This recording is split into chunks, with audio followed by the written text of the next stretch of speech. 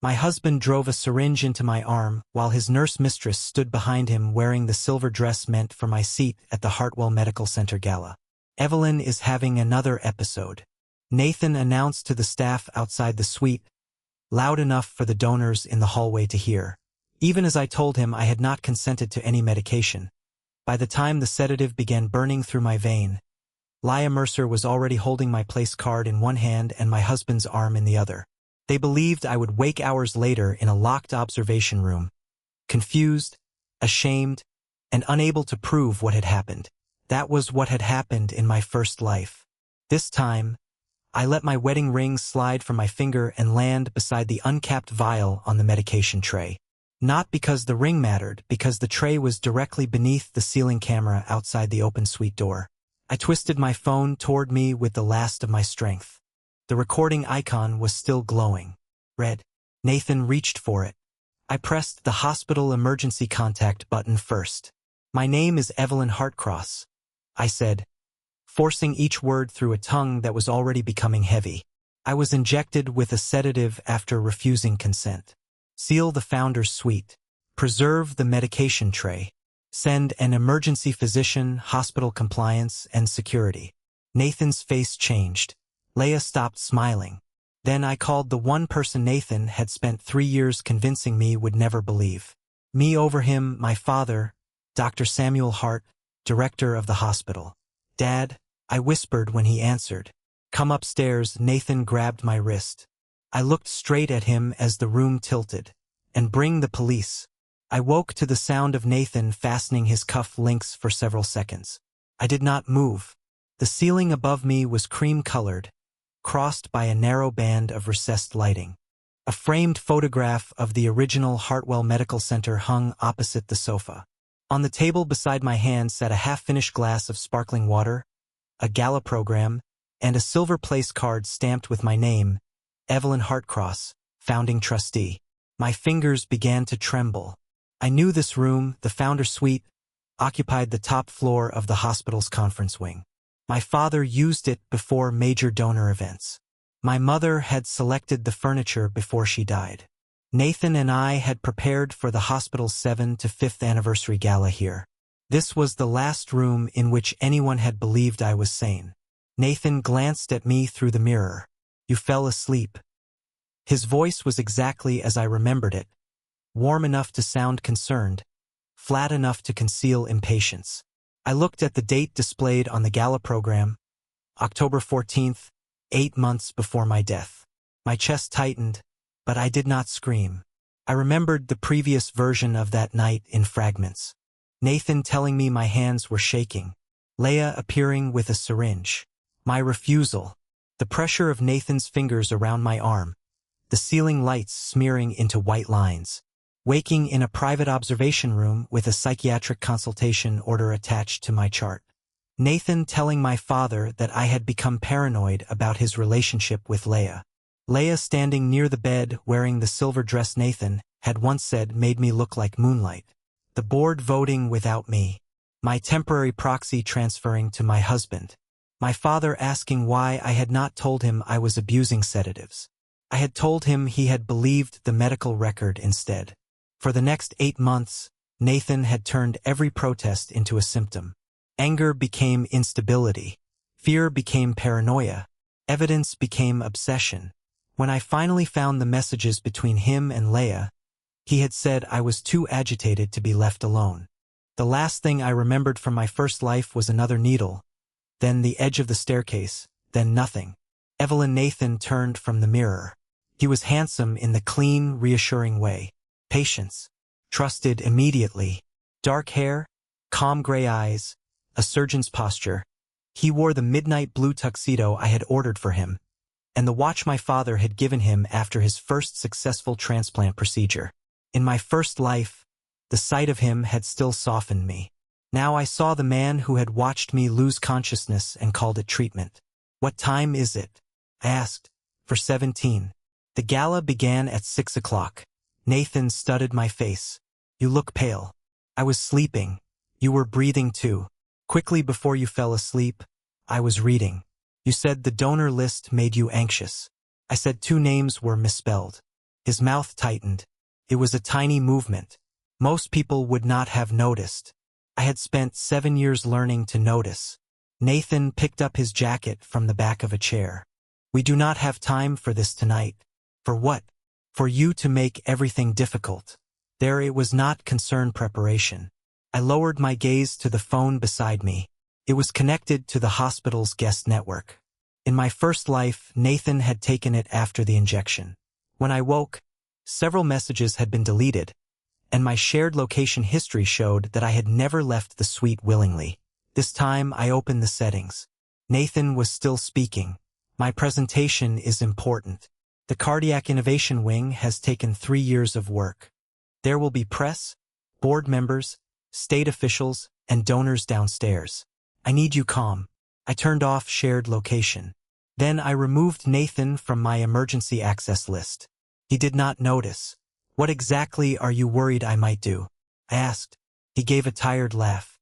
Please do not start. I asked a question. You have spent 2 weeks interrogating me about Yela. I asked why your nurse sent you a photograph from a hotel room at midnight. It was a conference hotel. She was in a robe. She had spilled coffee on her clothes. And you deleted the message. Because I knew you would react like this. The logic had once trapped me. He concealed evidence because I was suspicious. My suspicion then proved I was unstable. Every door led back to the conclusion he had chosen. I opened the cloud backup menu and began uploading my recent messages and photographs to a private account Nathan did not know existed. He stepped closer. What are you doing? Checking the gala schedule. You should put the phone away. I looked up. Why? His expression softened, but his eyes did not. Because you need to rest. A knock sounded at the suite door. Nathan opened it before I could respond. Leah Mercer entered carrying a black medical pouch. She was not yet wearing the silver dress. She wore navy scrubs under a long coat, her blonde hair pinned neatly at the back of her head. To anyone passing in the hall, she would have looked like a nurse making a routine visit. She closed the door behind her. I brought what you asked for, she said. Her gaze moved to me for one instant. Surprise crossed her face. You are awake, I noticed, I said. Nathan ignored the comment. Did anyone see you come up? A transport aide. I told him. Dr. Cross needed supplies for a donor who felt faint. I am not a donor, I said. Leah smiled. No, you are the director's daughter. The contempt was slight but unmistakable. Nathan took the medical pouch from her. What is in that bag? I asked. Something to help you relax. I did not ask for medication. You asked me downstairs if there was anything that could stop your hands shaking. I asked whether I should eat. Nathan unzipped the pouch inside lay. Alcohol wipes, gauze, a syringe, and a small vial. My pulse quickened. I remembered the label from my first life, although I had only seen it for a second.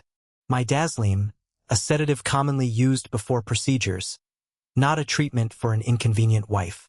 I placed my phone face down on the table and activated the voice recorder with my thumb. I do not consent to an injection, I said clearly. Leah looked at Nathan. He did not answer immediately. Then he lowered his voice. Evelyn, you are escalating. I am refusing medication. You are demonstrating the exact behavior I am concerned about. What diagnosis are you treating? This is not a courtroom. No, it is a hospital. That makes informed consent more important, not less. Leah crossed her arms. You have been accusing him for days. You barely sleep. You follow his schedule. You call the operating room during cases. I called once because my husband had not come home for 36 hours. He was saving a patient. He was in your apartment. Silence. Ila's face lost color. Nathan set the vial on the tray. That is enough. Is it true? I asked. Were you in her apartment? He moved toward me. You are going to sit down. I am already sitting. You are going to let me help you. I said no. His hand closed around my upper arm. The memory of the staircase flashed through me for one terrible second. My body forgot that this was a different night. I felt the impact again, the inability to breathe.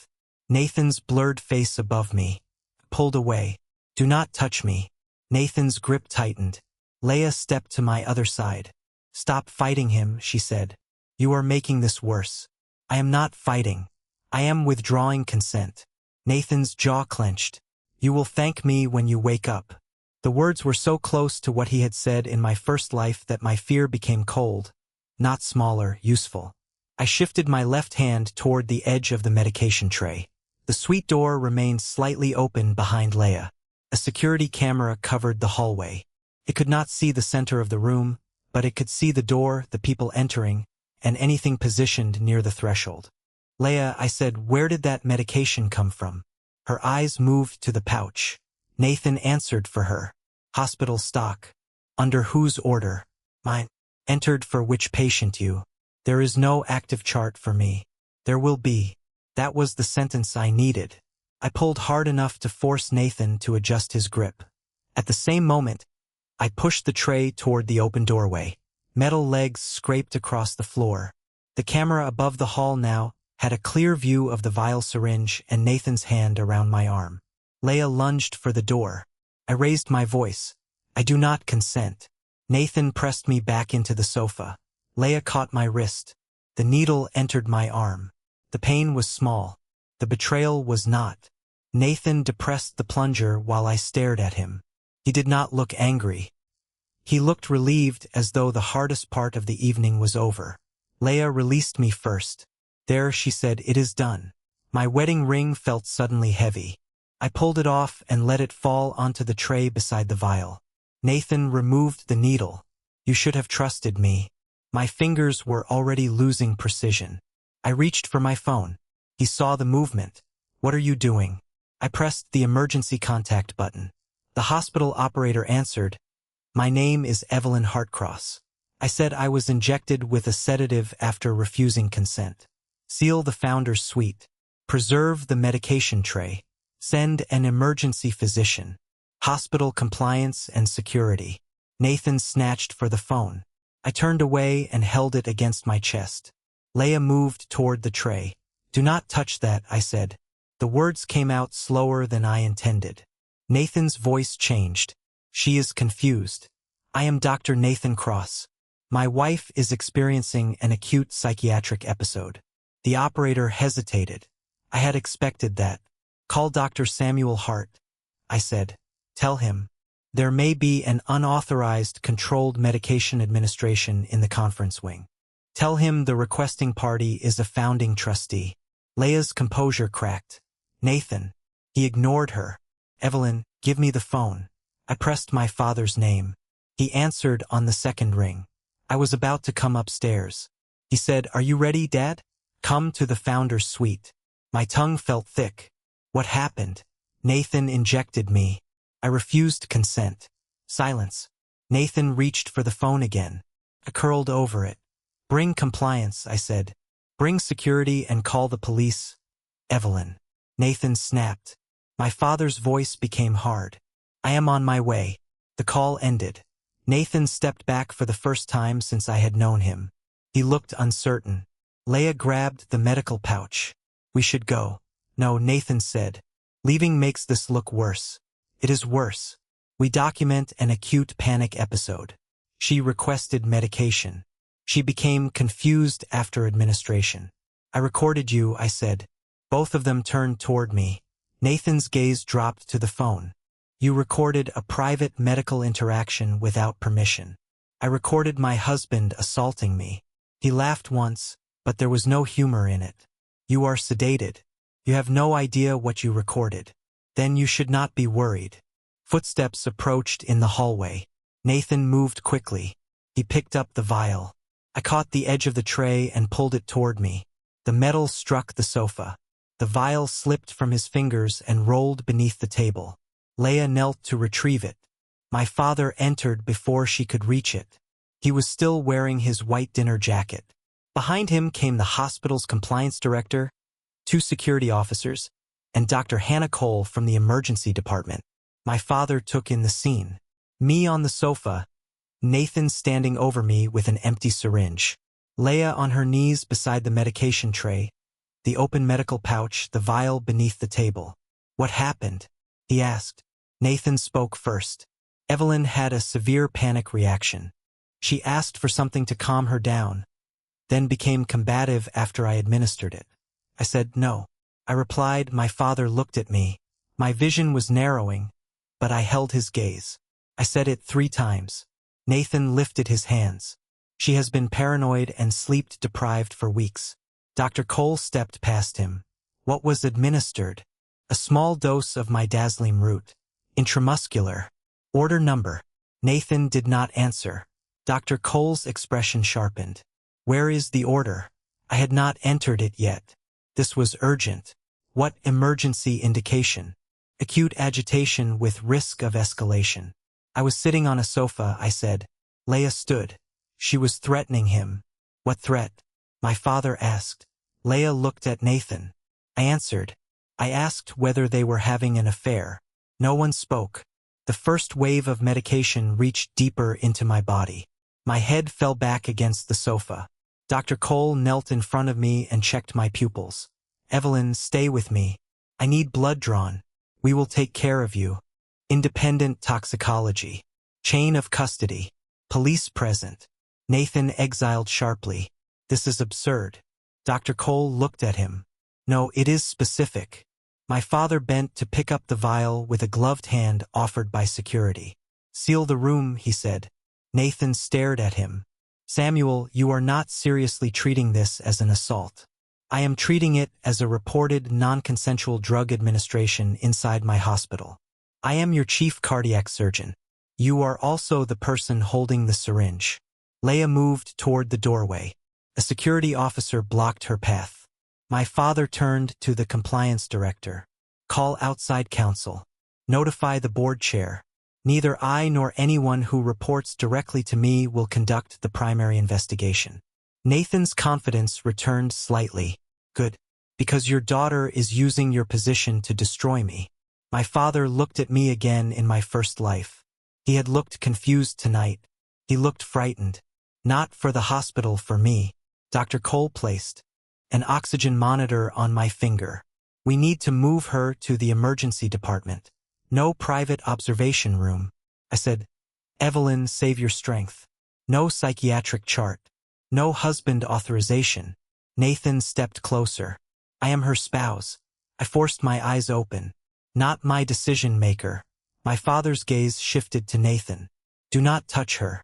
The words were quiet. Nathan stopped as the medical team transferred me to a stretcher. I heard music rising from the ballroom below. Hundreds of guests were arriving. Photographers were gathering at the entrance. The board presentation would begin in less than an hour. In my first life, Nathan had gone downstairs without me. Leia had changed into the silver dress and taken my seat. They had announced the cardiac innovation wing together while I slept under a false psychiatric note. This time I kept my hand around my phone as the stretcher entered the elevator. Dr. Cole followed. My father remained in the suite. The doors began to close. Dad, I said. He stepped toward me. Do not cancel the gala. His eyebrows lifted. Evelyn, you were just drugged. I know. You need treatment. I am getting it. What are you asking me to do? Let them go downstairs. Nathan looked at me from behind the security officer. I watched him understand. You want a scene? He said no. I replied, you planned one. The elevator doors closed in the emergency department. Dr. Cole assigned a nurse who had never worked with Nathan's surgical team. She documented my mental status before drawing blood. A police officer arrived to witness the sealing of the toxicology samples. The compliance director photographed the injection site, the medication tray, and the contents of the pouch. I repeated my statement while the drug still slowed my speech. Every refusal, every touch, every word. When I finished, the officer asked whether I wanted to make a formal complaint. Yes. Against whom? Dr. Nathan Cross and Nurse Leia Mercer. The nurse beside me paused for half a second. Then she continued labeling the specimen tube. An hour later I could sit upright. Although the room still shifted when I moved too quickly, my father entered the treatment bay. The board chair has placed Nathan and Leia on immediate administrative leave pending review. He said security has restricted their access. Are they still downstairs? Nathan is and Leia. She changed clothes. I knew what that meant. The silver dress. My father looked confused. How did you know? Because I had watched her wear it while Nathan explained to donors that I had suffered a breakdown. Where is she? In a private room near the ballroom. She says she was scheduled to help present the nursing component of the new program. She was not. I know. Does the board? They will. I removed the monitor from my finger. Dr. Cole appeared at the curtain. You are not leaving. I am going downstairs. You still have an active sedative in your system. I will use a wheelchair. That is not what I meant. I need the drug level documented. I need the chart finalized. Then I need to be seen. My father shook his head. You do not owe anyone a performance. This is not a performance. I looked down at the faint bruise forming around the injection site. If I disappear tonight, Nathan controls the explanation before the evidence exists. He will tell every person in that ballroom that I became unstable. By morning, the story will be stronger than the truth. Dr. Cole crossed her arms. You may speak for 5 minutes. You remain in the wheelchair. A nurse stays with you. Agreed. My father still looked uncertain. I met his eyes. In my entire marriage, every time Nathan spoke first, you believed him longer than you believed me. Pain moved across his face. This is not the time. It is exactly the time. He lowered his gaze. I will not make that mistake tonight. Then take me downstairs. The ballroom doors were closed when we arrived through them. I heard applause. A staff member opened one side. Warm light spilled into the corridor. Nathan stood on the stage beside a digital rendering of the new cardiac innovation wing. He had changed nothing about his appearance. His tuxedo remained perfect. His voice remained steady. Leia stood 3 foot behind him in my silver dress. My place card rested at the head table. Beside her hand, Nathan was speaking about trust. Our work depends on the belief that expertise must be allowed to act decisively. He told the room in moments of crisis. Hesitation can cost lives. I almost laughed. My father pushed the wheelchair through the doorway. The applause faded in sections. First the people nearest us, then the donors at the center tables, then the board members facing the entrance. Nathan saw me. His next word died in his throat. Leia turned. Her hand left my chair. My father stopped the wheelchair in the center aisle. I took the microphone offered by the event coordinator. My fingers shook, but not from fear. My husband is correct about one thing. I said, trust matters in medicine. Nathan stepped forward. Evelyn, you should be resting. I was resting. Then you injected me. A murmur moved through the room. He gave the audience a pained smile. My wife experienced a medical episode before the gala. This is not the appropriate place to discuss private health information. You made it public when you told hospital staff I was unstable. I was protecting you. I refused the medication. Leia moved toward the side stairs. 2 security officers entered and waited near the exit. I continued. A formal complaint has been filed. The medication, syringe, room access logs, and toxicology samples have been preserved. An outside investigation will begin tonight. Nathan's face hardened. You are using your father's authority to retaliate against me because you are jealous of a colleague. I looked at Leia. She was wearing my dress standing beside my husband at the presentation I had helped fund. Then I looked back at him. Thank you for identifying the colleague. Several people turned toward her. Yela's face flushed. Nathan descended 1 step from the stage. I have documentation showing that you requested treatment. My father spoke for the first time. Do you? Nathan reached into his jacket and removed his phone. A record appeared on the large presentation screen behind him. Patient Evelyn Heart Cross medication request. Midazolam as needed for acute anxiety. Consent status electronically signed. My name appeared at the bottom. A timestamp showed that I had signed. 20 minutes before the injection. The room shifted again, but this time it was not the drug. I had never seen that document. Nathan studied my face for the first time that evening. He smiled. You consented? He said. I looked at the screen. Below the medication authorization was a second section. Temporary spousal medical authority in the event of impaired decision-making granted to Dr. Nathan Cross. He had not only prepared to sedate me, he had prepared to own every word I said afterward. I lifted the microphone. That signature is forged. Nathan's smile remained. Then prove it. I looked at my father, then at the board, then at the man I had once trusted with my life. I will by sunrise. Nathan's version of the night had already reached the press. The first article appeared on a local medical news site at 6:43 in the morning. Hospital director's daughter disrupts Scala after private health incident. The article described Nathan as a celebrated surgeon placed on leave after an emotionally charged marital dispute.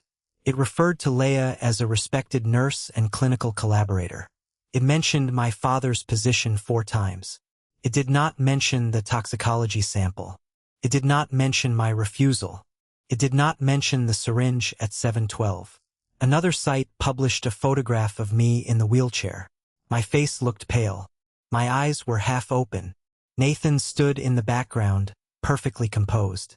The caption read, "Heiress confronts surgeon husband during apparent breakdown." I stared at the image from the guest bedroom of my old apartment. The apartment had belonged to me before the marriage. It occupied the 8th floor of a quiet building across the river from the hospital. Nathan had always disliked it.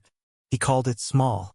Although it had 2 bedrooms and more than enough space for one person, he preferred our glass-walled house in Westbridge where every room had been chosen to impress someone else. I had gone there after leaving the emergency department at 3 o'clock in the morning before sleeping. I had changed the access codes at 7:30. Nathan tried to enter the building. Concierge called me.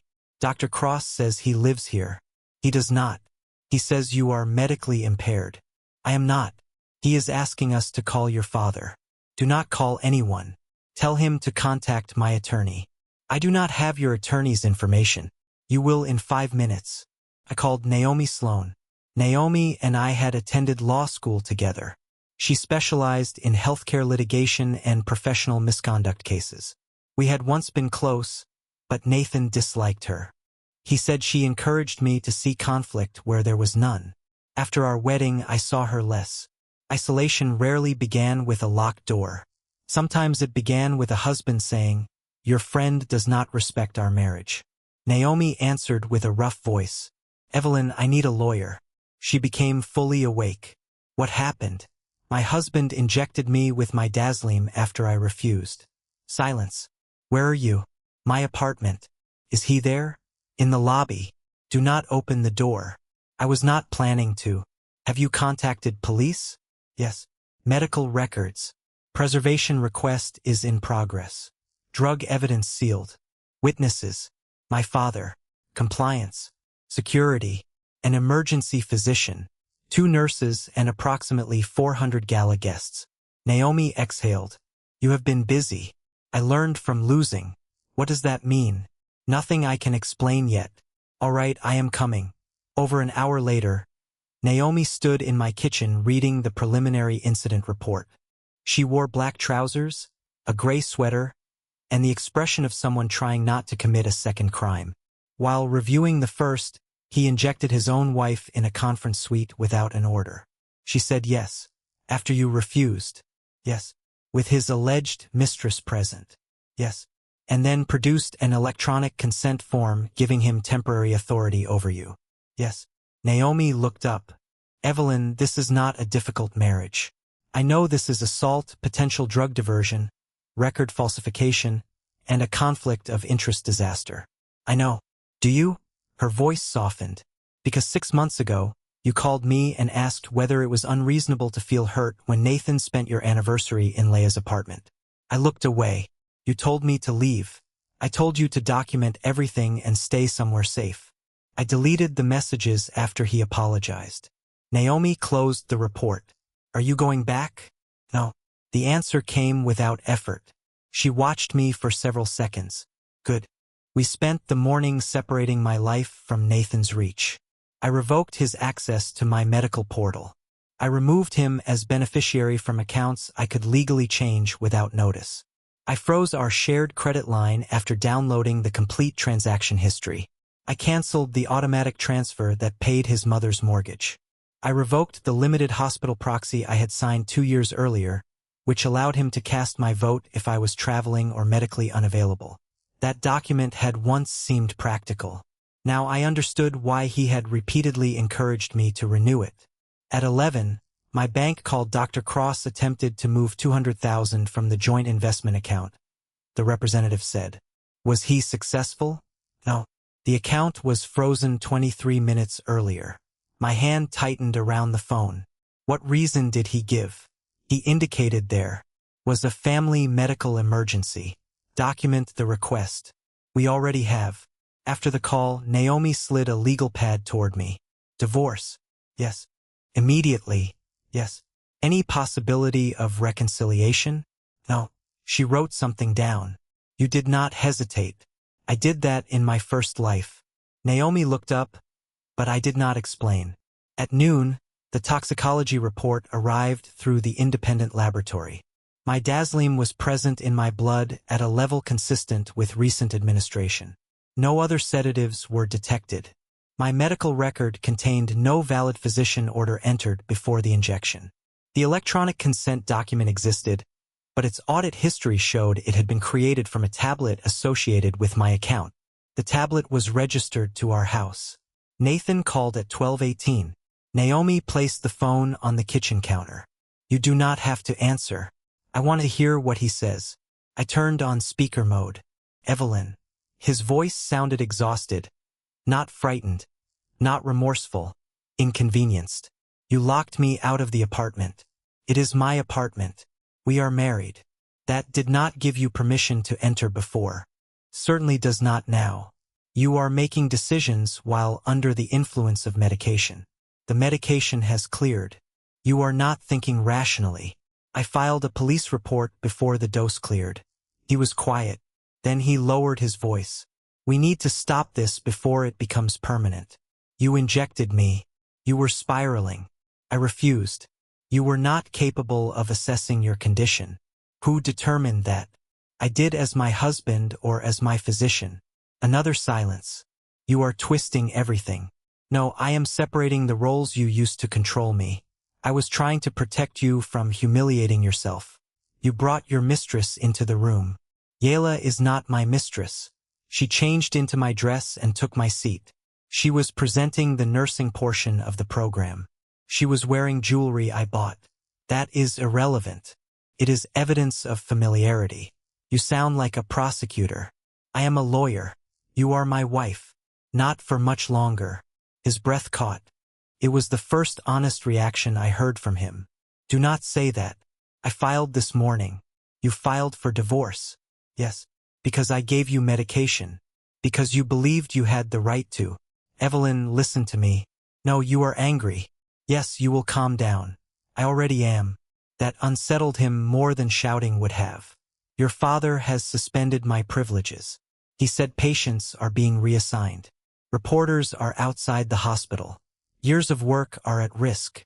You should have considered that before using hospital medication on your wife.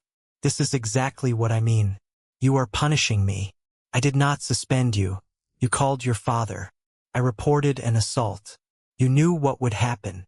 You knew who my father was when you put the needle in my arm. He was silent again. Then he said, come home.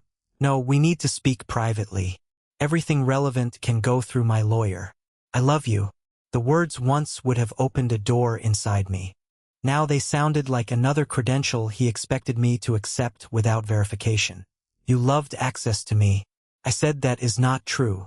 You loved my father's hospital. You loved my introductions. You loved the house, the foundation, the donors, and the version of me who apologized whenever you hurt her. You are being cruel. I am being accurate. Leia means nothing. Then you risked everything for nothing. I ended the call. My hand shook after I set down the phone. Naomi did not pretend not to notice. Leaving can be the correct decision and still hurt. She said, I know. That afternoon, hospital compliance sent us the first access audit.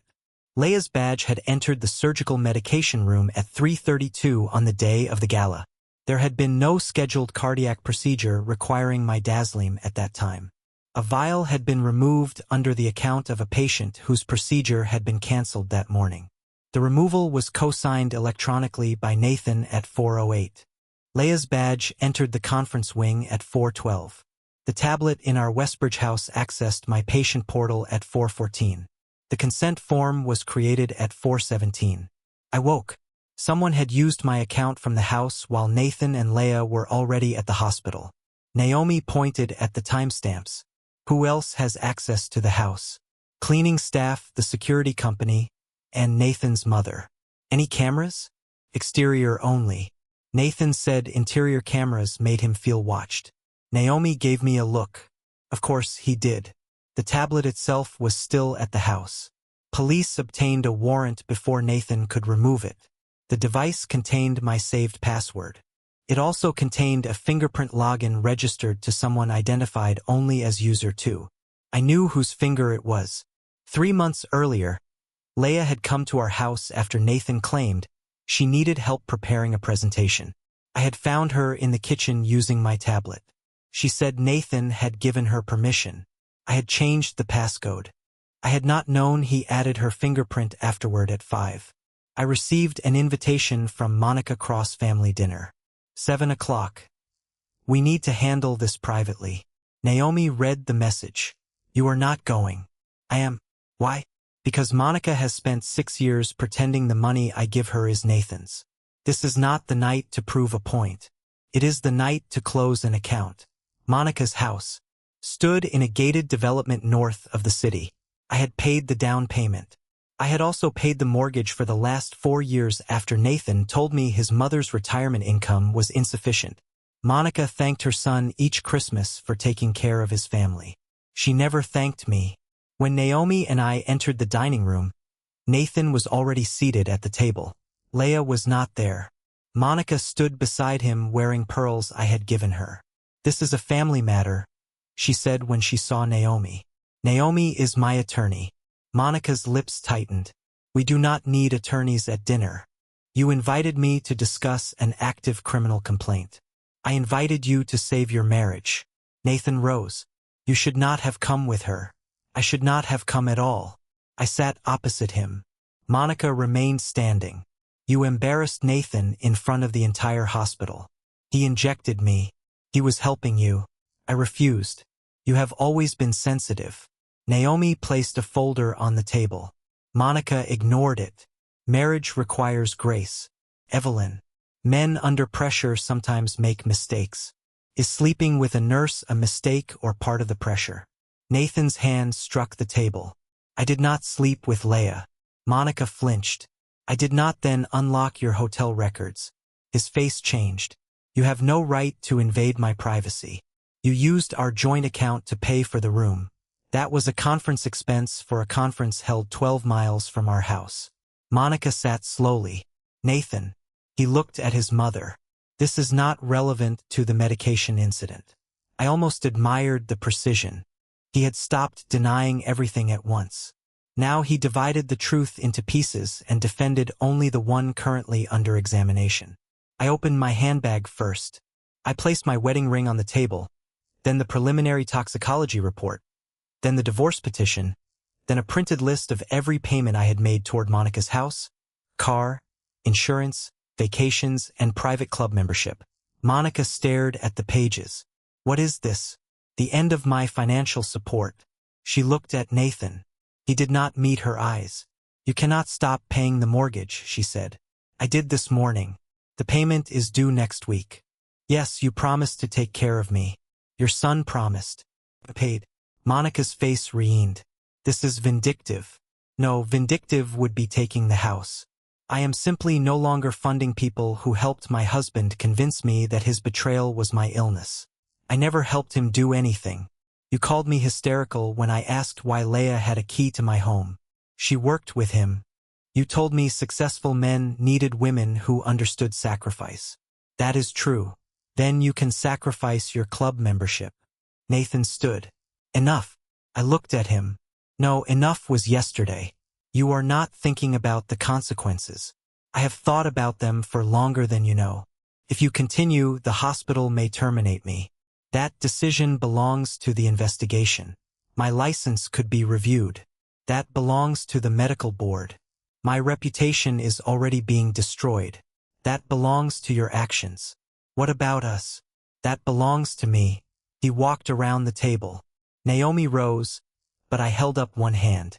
Nathan stopped several feet away. You are willing to throw away 7 years, he said. You threw them away one injection at a time. One injection. It was not the first time you used medicine to make my reactions easier for you. His eyes narrowed. I prescribed sleep medication when you were grieving. Your mother, you doubled it after I questioned your hotel charges. You asked for help sleeping. I asked for honesty. Monica whispered. Nathan, what is she talking about? He ignored her. You are creating a pattern that does not exist. I downloaded my complete medical record. For the first time, he looked afraid.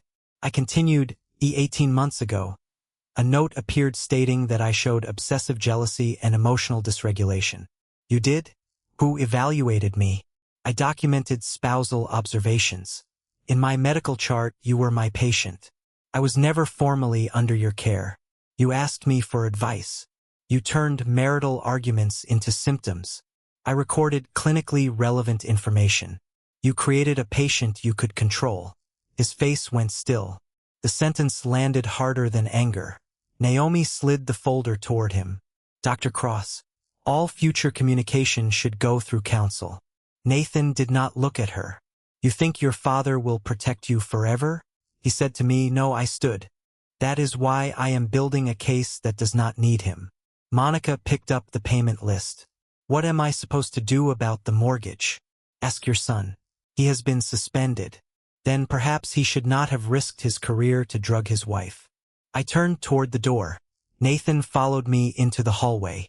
Evelyn, I kept walking. He caught my elbow. My body reacted before my mind did.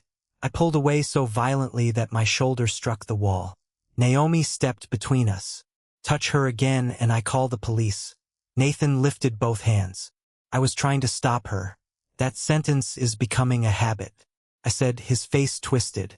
You cannot erase me from your life in one day. No, you spent years erasing yourself outside. The night air felt clean. I sat in Naomi's car until the shaking passed the next morning. The hospital released my complete audit record. Nathan had entered 7 separate notes into my chart over 18 months. Anxiety regarding spouse, paranoid focused on alleged infidelity, difficulty regulating emotional responses, possible misuse of prescribed sleep medication. No independent physician had evaluated those claims. No psychiatrist had diagnosed me. The notes existed because Nathan had written them. My husband had not merely told people I was unstable. He had built a medical history that could testify against me by noon. His attorneys issued a statement. Dr. Nathan Cross acted in good faith during a medical emergency involving his wife who has a documented history of acute anxiety and medication-related concerns. The current action is being influenced by a family member with authority over the hospital. Dr. Cross looks forward to an independent review. The statement did exactly what it was designed to do. It transformed evidence into family drama. It transformed his power into victimhood. It transformed my father's position into proof that I could not be believed. Reporters began waiting outside my apartment. One shouted, "Did you threaten to destroy your husband's career because of jealousy?" Another asked, "Have you been treated for substance misuse?" I did not answer. Instead, Naomi and I returned to the digital archive recovered from the house tablet. Most recent files were ordinary tax records, travel confirmations, gala schedules. Then I found a folder labeled contingency. Inside was a draft petition for temporary guardianship. The proposed protected person was me. The stated grounds included acute psychiatric instability, medication misuse, paranoid fixation on marital infidelity, and impaired judgment regarding major financial and institutional decisions. The proposed temporary guardian was Nathan.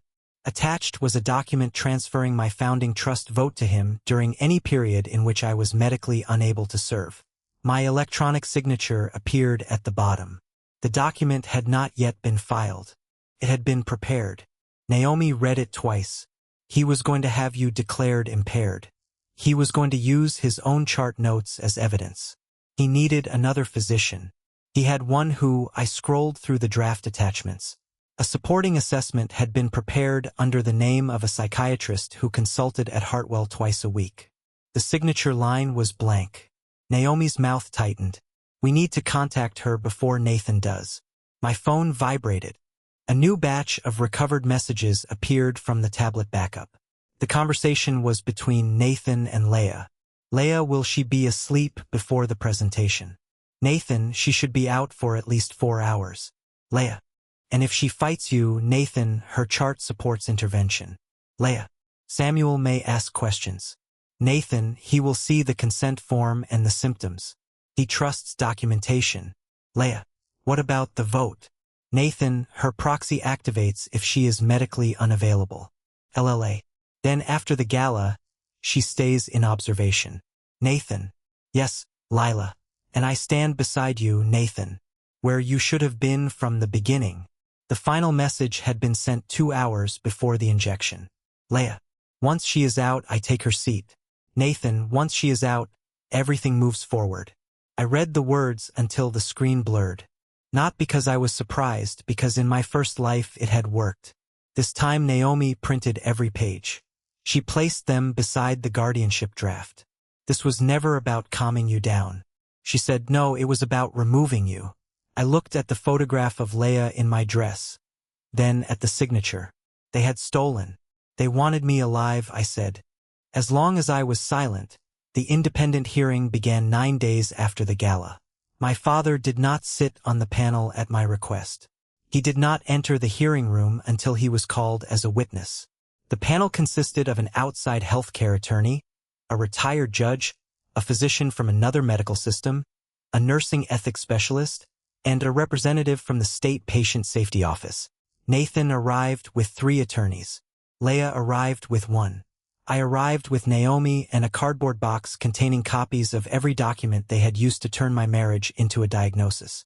The hearing room had no windows. A long table divided the parties. 2 cameras recorded the proceedings for regulators. No reporters were permitted inside, but dozens waited beyond the hospital entrance. Nathan sat across from me. He had lost weight. The change would have made me feel guilty once. Now I recognized it as information, not obligation. His attorney began by describing the gala as a rapidly developing medical event.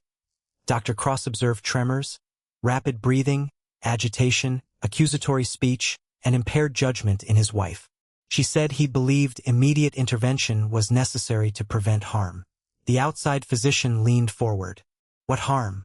Nathan answered. She was threatening to confront hospital staff and donors. That is social embarrassment, the physician said. Not a medical emergency. She was not herself. Did she attempt self-harm? No. Did she threaten physical harm? To another person.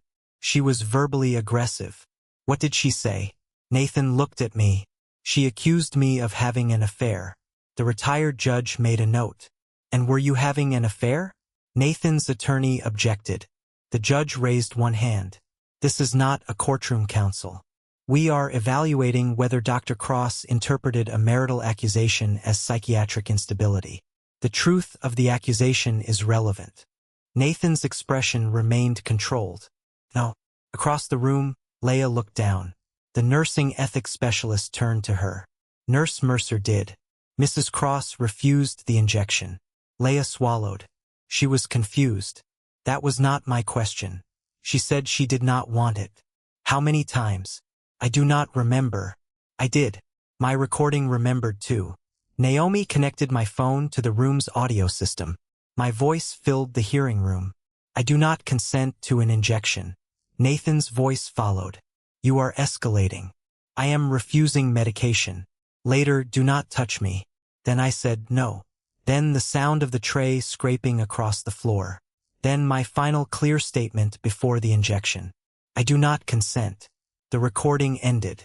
No one spoke for several seconds. Nathan's attorney leaned toward him. The physician, painless, looked directly at Nathan. On what basis did you determine she lacked decision-making capacity? Her behavior capacity is decision-specific. She understood that a medication was being proposed. She asked what it was, why it was indicated, who ordered it, and where it came from. Those questions suggest comprehension. She was paranoid. She was correct that Nurse Mercer was involved in obtaining the drug.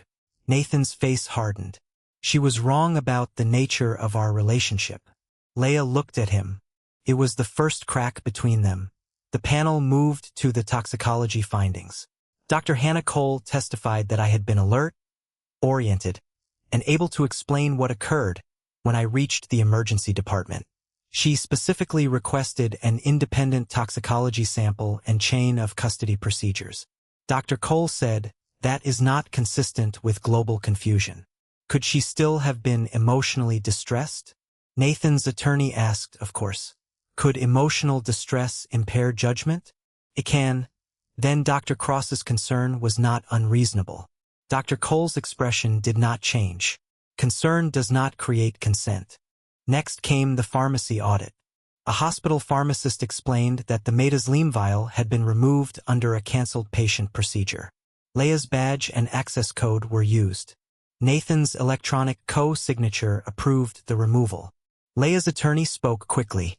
Nurse Mercer acted under the direction of a supervising physician. Nathan turned toward her. His attorney rose. Dr. Cross did not instruct Nurse Mercer to mislabel medication. Layla looked at Nathan fully. Why now? You told me which account to use. Do not speak, her attorney whispered. Nathan shook his head. I told you to obtain a standard emergency dose. I assumed you would follow policy. You said the canceled case would not be audited until Monday. The room changed. Nathan's attorney closed her eyes for half a second. The retired judge asked, Nurse Mercer, are you stating that Dr. Cross instructed you to conceal the removal? Leah looked at her attorney, then at Nathan. No, she said finally. I am saying he knew how I obtained it. Nathan leaned back. She is protecting herself. Leah laughed under her breath. So are you. Their loyalty had lasted exactly as long as their shared certainty that I would remain silent. The panel then reviewed the electronic consent form. A digital forensic specialist confirmed that it had been created from the tablet at my Westbridge house while I was physically present at the hospital. The tablet's second fingerprint profile belonged to Leah. She admitted using the device months earlier but denied creating the consent. Dr. Cross knew Mrs. Cross's password. Her attorney argued so did Nurse Mercer. Naomi replied her fingerprint was registered. Nathan's attorney said there is no proof of who physically touched the tablet. Not yet. Naomi said she placed a photograph on the screen. It came from the exterior security camera at my house at 4:06 on the afternoon of the gala. Monica Cross had entered using her key. At 4:21, she left carrying an envelope. My stomach turned. I had expected Nathan. I had expected Leah. I had not expected Monica. She was called that afternoon. When she entered the hearing room, she looked smaller than she had at the dinner table. Of the retired judge showed her the image. Why were you at the house? I was picking up documents for Nathan. What documents? I do not know. Did you use the tablet? No. The forensic specialist displayed the device activity. The tablet had unlocked through facial recognition at 412. My facial profile was the primary profile. Monica and I did not resemble each other, but the device had also been configured to unlock with a backup numerical passcode. Nathan knew it. Monica admitted he had given it to her. He told me Evelyn had forgotten to sign a medical form. She said, "What did you do?" The judge asked. He sent me instructions. Did you read the document? No. Did you apply Mrs. Cross's stored electronic signature? Monica began to cry. I thought it was for insurance. Nathan stared at her. Mother. She turned toward him. You said she knew. His attorney placed a hand on his arm. Monica continued, you said she was already at the hospital and did not want to come home. Stop talking. You told me to open the folder called contingency. The room became silent again. My mother-in-law had forged the form. Perhaps she had not understood every page. She had understood enough to know she was signing for me. Naomi asked, did Dr. Cross tell you the form granted him temporary medical authority? No. Did he tell you it was connected to a sedative? No. Did he ask you to retrieve other documents? Monica nodded. An envelope from his desk. What was inside? I did not look. Police later confirmed that the envelope contained a printed copy of the temporary guardianship petition. Nathan's plan had required more than a syringe. It required a wife whose objections could be described as symptoms, a mother willing to follow instructions, a nurse willing to steal medication, a hospital willing to trust a physician's notes more than a woman's voice, and a father who had already learned to doubt his daughter. The panel adjourned for the day outside. Reporters crowded the steps. Nathan's public relations team had released another statement while the hearing was underway. It accused my father of orchestrating a campaign to remove a surgeon who had challenged the hospital's leadership. A reporter shouted, "Mrs. Cross, is this about protecting patients or protecting your family's ownership?" Another called, "Did you tell your husband you would make sure he never operated again?" That question stopped me. Naomi touched my arm. "Keep walking." I turned toward the cameras. "Yes," I said. The crowd surged closer. Naomi's eyes widened. I continued. "I told him that if he used drugs without consent and falsified medical records, I would make sure the conduct was reported to every appropriate authority." A reporter raised her microphone. "Do you deny threatening his career?" I warned him that actions have consequences. "Are you using your father's position?" I held up the toxicology report. "My father did not put this drug in my blood." The noise dropped. I requested an outside investigation because his position creates a conflict. I asked him to recuse himself. Evidence does not become false because my father has an office in the same building. I looked directly into the nearest camera. This is not a dispute about whether my husband still loves me. It is about whether a doctor can call a woman unstable, inject her after she refuses, and then use the symptoms caused by that drug as proof that she should not control her own life. For the first time, the reporters stopped shouting. Naomi guided me toward the car. "You just gave them the entire case in 2 sentences.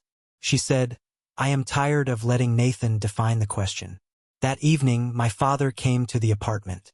He did not bring hospital documents. He brought a box of my mother's recipe cards, which had remained in his kitchen since her death. "I thought you might want these," he said. I let him in. We sat across from each other at the small dining table for several minutes. Neither of us spoke. Then he said, "I failed you." I looked at him. He did not add an excuse that made the words harder to dismiss. When I asked, "There are several options," his face tightened. "When you told me Nathan was using your medical history against you, I told you he was writing things in my chart. He said you had asked for informal treatment and you believed him. He was a physician. So was my husband. That was the problem." My father lowered his head. "I thought you were ashamed to admit you needed help." "I needed help." He looked up. "I needed someone to ask why my husband was the only person documenting my instability.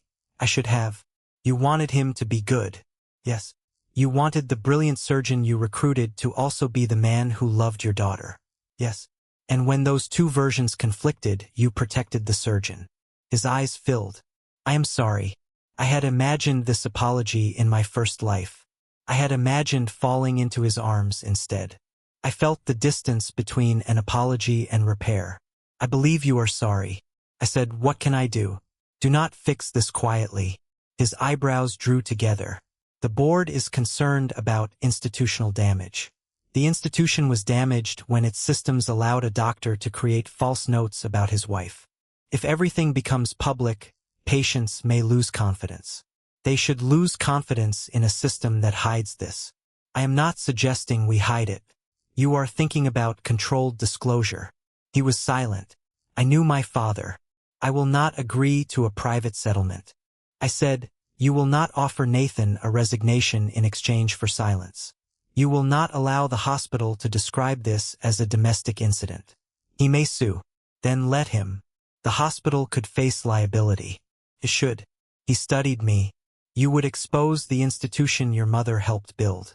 I would force it to become worthy of her name." The answer hurt him. It also reached him. He nodded slowly. "I will remain recused and support external oversight." "Yes." "And release the audit findings when legally permitted." "Yes." I am not asking you to choose me because I am your daughter. I know. I am asking you to stop choosing powerful men because believing them is easier. My father closed his eyes when he opened them. He looked older. I will. After he left, I opened the box of recipe cards. My mother's handwriting covered each one. She had underlined ingredients she frequently forgot. On the back of a soup recipe, she had written, "Do not let men with titles convince you they are never frightened." I laughed for the first time in days. Then my phone rang. The number was blocked.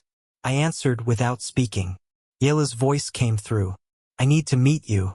Contact my attorney." "I cannot." "Then we have nothing to discuss.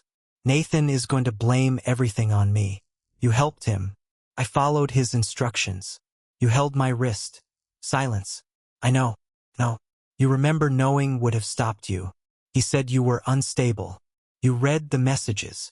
"He said you would destroy his career if he left." "He was already planning to take my vote." I did not know about the guardianship at first. First, Leia began breathing quickly. "I have a phone he does not know about." "What is on it?" "Messages, voice notes, photographs." "Give it to the investigators." "I need protection." "From whom?" "From him." I almost laughed. "You drugged me with him." And now he says, I stole the medication alone. His attorneys contacted my lawyer this morning. They are offering to support a reduced licensing penalty if I state that I misunderstood his request. "Did you?" "No." The word came out barely above a whisper. "What did he ask you to do?" "Keep you out of the gala." "What else?" "Help build a record." "A record of what?" "That you were becoming dangerous?" My hand tightened around the phone. "You entered notes in my chart." "Not directly." I gave him observations. False observations. He said they would only be used if you tried to remove him from the hospital. "What is on the phone, Leia?" "A voice message from the night. He told me what would happen after the gala." "What would happen?" "You would be placed under observation. He would activate the proxy. Your father would be told you had become dependent on sedatives and I would move into your committee role temporarily." The words were almost identical to the life I remembered. "Why are you telling me now?" "Because he did not love me." I closed my eyes. "Do not mistake me for someone who cares. He loved what I did for him. Now you understand. I thought he would choose me." "He did." She began to cry. "No, he chose himself." That was the first true thing she had said. We arranged for the phone to be transferred through our attorneys and an investigator. The device contained 4 months of messages, photographs from hotel rooms, financial records, draft press statements describing my private mental health crisis, a list of board members. Nathan expected to support his temporary authority. And one voice message, Nathan's voice was calm.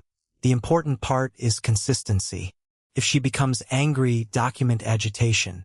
If she asks about us, document fixation.